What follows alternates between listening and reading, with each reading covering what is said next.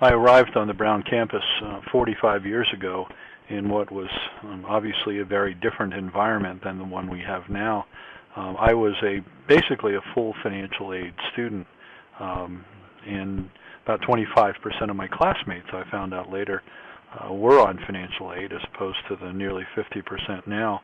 And I do recall being one of the few students I knew who had a job during my undergraduate career.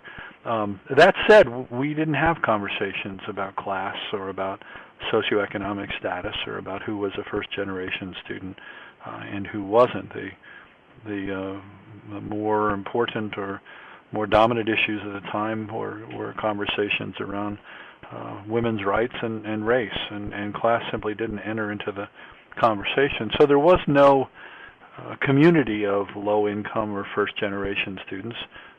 We had no impetus or no reason to identify one another or to gather to talk about our experiences.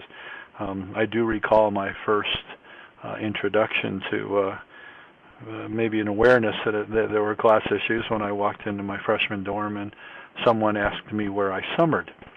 I had grown up for 18 years and not realized that summer was a verb. So I began to worry that all the other seasons were verbs, and I didn't know that. Anyway, the university's adoption 10 or 12 years ago, before I got here, to need-blind admission has enabled us to change dramatically the shape and form and composition of an entering freshman class. One of the things that got in Brown's way reputationally for a number of years was the fact that we were not need-blind, that counselors and students and parents were loath to apply to Brown if they needed financial aid because they were sure that they would be denied admission. So we got a reputation, probably undeserved, but we had a reputation perhaps as a place of more significant wealth than some of our peer schools. The introduction of need-blind admission has enabled us to completely change that reputation and perception, both in perception and reality. We are able to bring into the Brown community now hundreds and hundreds of students who 10 or 15 years ago would not have access to this place.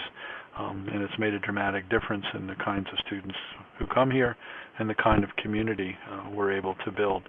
I think we've done a pretty good job of supporting low-income and first-generation students. I will never claim that it's easy to make that transition. I went through it myself.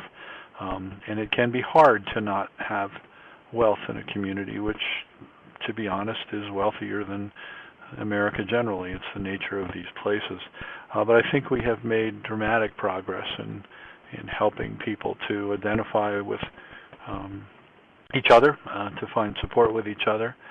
There's a philosophical piece. There's also the pragmatic piece. Our financial aid programs for low-income students are spectacular, and students today are graduating with less debt than I graduated with 40-plus years ago. We're not talking about relative debt. We're talking about actual debt. The dollar differential between what people borrowed today and what I borrowed is significant. So I think we've done a very good job of providing access to Brown.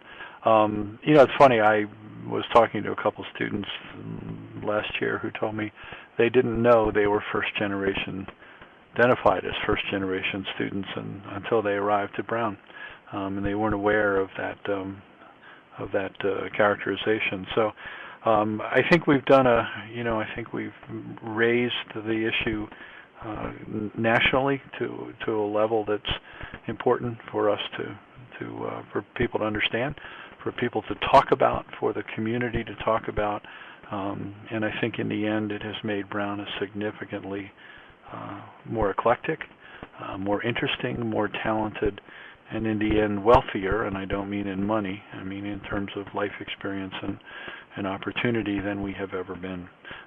So I'm looking back over 45 years, I'm pretty amazed at the changes that have occurred in this institution, and I've been privileged to be part of them.